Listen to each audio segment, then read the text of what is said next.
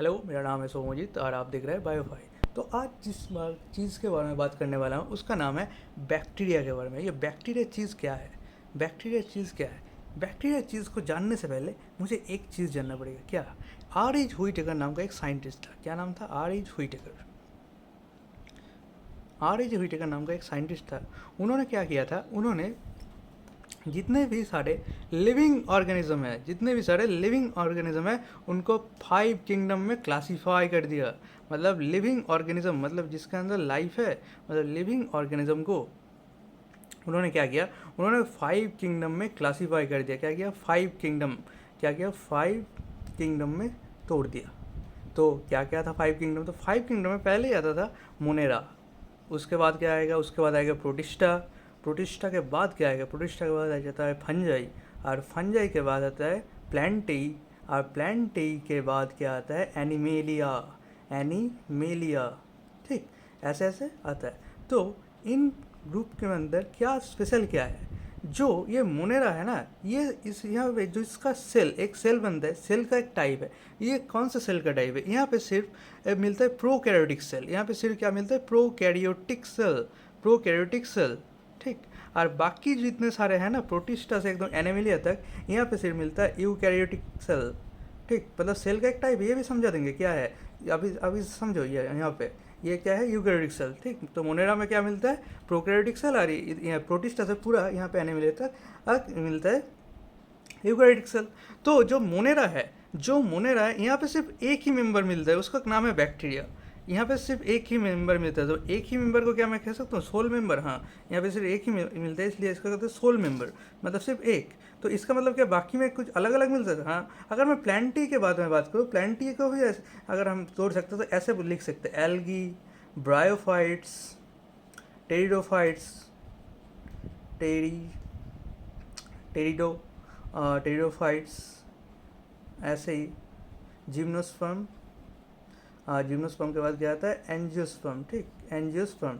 तो ऐसे ऐसे इसको तोड़ सकते हो। ये मेरा टॉपिक नहीं है इसके बारे में समझना। तो मुझे ये समझ में आ रहा है कि अगर बाकी जितने भी सारे हैं इसको मैं उसके बाद भी, मतलब किंगडम है उसके बाद भी मैं इनको ऐसे algae, bryophyte, pteridophyte, gymnosperm, angiosperm ऐसे क्लासीफाई कर सकता हूँ। लेकिन बैक्टीरिया मतलब जो मोनेरा है, मोनेरा के अंदर सिर्फ एक ही चीज़ आता है, उसका नाम है बैक्टीरिया। मोनेरा के अंदर सिर्फ एक ही चीज़ आता है जिसका नाम क्या है? बैक्टीरिया। तो हम लोग स्टडी किसके बारे में करने वाले हैं? तो बैक्टीरिया। तो मुझे क्या पता चल रहा है? बैक्टीरिया का मेन क्या है? यहाँ पे प्रोकैरियोटिक सेल है और इस जगह में क्या है? Eukaryotic cell. अब क्वेश्चन है प्रोकैरियोटिक सेल और यूकैरियोटिक सेल के अंदर डिफरेंस क्या है? मतलब कुछ तो डिफरेंस होगा, इसीलिए दोनों का अलग नाम है। तो जो प्रोकैरियोटिक सेल है उसके बारे में भी देखना पड़ता है क्या है यहाँ पे।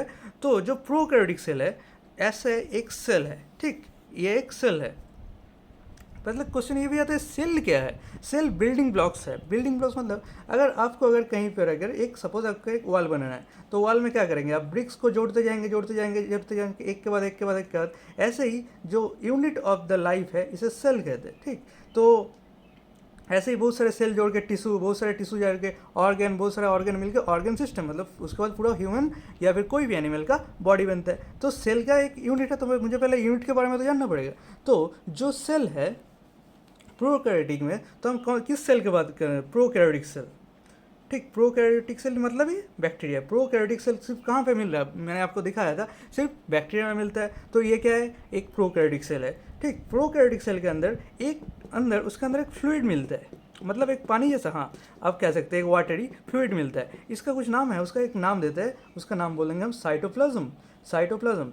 तो ये यहाँ पर साइटोप्लाज्म है, तो इसके बाहर भी कुछ एनवायरनमेंट कुछ तो होगा। तो इस बाहर के एनवायरनमेंट और अंदर के एनवायरनमेंट में जो डिफरेंस कौन ला रहा है? ये एक लेयर ला रहा है, इसका कुछ नाम है, इसका भी एक नाम है, इसका नाम है सेल मेम्ब्रेन। सेल मेम्ब्रेन, इसका नाम है सेल मेम्ब्रेन। तो इसके अंदर क्या है? इसके अंदर क्या है? इसके अंदर डीएनए रहता है। डीएनए।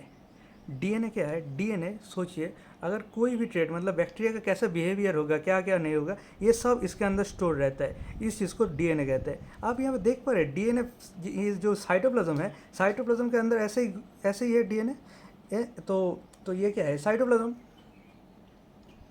तो क्या बोल रहे थे? ऐसे यहाँ पे क्या है? यहाँ पे साइटोप्लाज्म है, तो ये ऐसे ही घूम रहा है। तो इस टाइप का डीएनए जो कहीं पे और इसके अंदर कुछ और है ही नहीं, तो इसको मैं कह सकता हूँ नेकेड डीएनए। इसको क्या कहते हैं? नेकेड। इसका नेकेड डीएनए मतलब क्या है? मतलब कहीं पे क्या ये क्लोज में रहता है? हाँ, क्लोज में रहता है। तो ऐसे ही ये प्रोकैरियोटिक सेल में मुझे मतलब मेन क्या समझ में आ रहा है कि प्रोकैरियोटिक सेल के अंदर एक सेल मेम्ब्रेन होता है, इसके अंदर साइटोप्लाज्म होता है, इसके अंदर कुछ और नहीं होता। और नहीं होता मतलब इसके अंदर कोई और कंपार्टमेंट नहीं होता। मतलब अगर मैं एक यूकैरियोटिक सेल बनाऊँ तो इसके अंदर ऐसे ऐसे अलग अलग कंपार्टमेंट रहता है। मतलब अगर ये अगर डीएनए अगर यहाँ पे ऐसे घूम रहा है तो इसके अंदर भी डीएनए होगा, ज़रूर होगा यूकैरियोटिक सेल में, लेकिन ये एक जगह में घूमेगा, इसका एक नाम हो जाएगा, तब इसको हम बोल देंगे न्यूक्लियस। तो न्यूक्लियस के यहाँ पे है, न्यूक्लियस का है यहाँ पे नहीं, यहाँ पे तो न्यूक्लियस नहीं है, यहाँ पे सिर्फ डीएनए जो अपने आप घूम रहा है। तो मेन डिफरेंस क्या मिलता है अगर कोई सिंपली पूछा जाए कि प्रोकैरियोटिक सेल में क्या कंपार्टमेंट है, क्या अलग अलग कंपार्टमेंट? मतलब सोचो एक अगर घर है तो घर के अंदर क्या होता है? रूम होता है। तो इसमें सिर्फ एक ही घर है, घर के अंदर कोई भी अलग से रूम नहीं है, मतलब कोई किचन डाइनिंग ऐसा कुछ नहीं है इस प्रोकैरियोटिक सेल के अंदर। लेकिन यूकैरियोटिक सेल के अंदर और भी कंपार्टमेंट रहता है। यही मेन डिफरेंस है प्रोकैरियोटिक सेल और यूकैरियोटिक सेल में।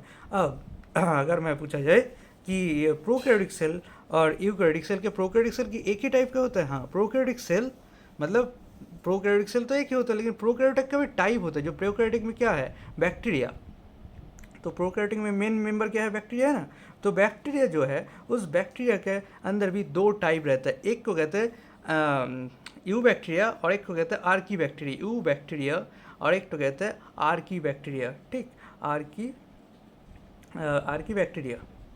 तो जो यू बैक्टीरिया, यू मतलब याद रखना न्यू मतलब न्यू या ट्रू, यू मतलब ऐसे ट्रू मतलब जो रिसेंटली जो मतलब जो बैक्टीरिया अभी के टाइम को मिलता है उन सब बैक्टीरिया के अंदर यू बैक्टीरिया रहता है। और आर की बैक्टीरिया जो पहले जो प्रिमिटिव अर्थ कंडीशन मतलब पहले कैसा था जब वोल्केनिक इरप्शन होता था, बहुत पूरा एटमॉस्फेयर बहुत मतलब रहा नहीं जा सकता ह्यूमन के लिए, ऐसा एटमॉस्फेयर होता है। तो उस एटमॉस्फेयर में भी ये आर्की बैक्टीरिया मिलता था।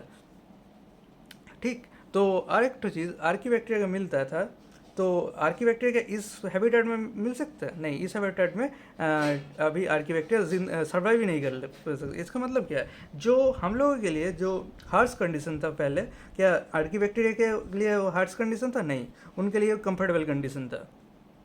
तो ऐसे ही हम लोग बैक्टीरिया का हम ऐसा क्लासीफाई कर सकते हैं। मतलब एक यू बैक्टीरिया आर्की बैक्टीरिया, मतलब ये अगर बैक्टीरिया अगर प्रोकैरियोटिक सेल है तो अब यू बैक्टीरिया भी प्रोकैरियोटिक होगा। हाँ, और आर्की बैक्टीरिया भी क्या प्रोकैरियोटिक सेल होगा? हाँ, ये दोनों ही ऐसे ही प्रोकैरियोटिक सेल होगा। आई होप आपको समझ में आया ये चीज़।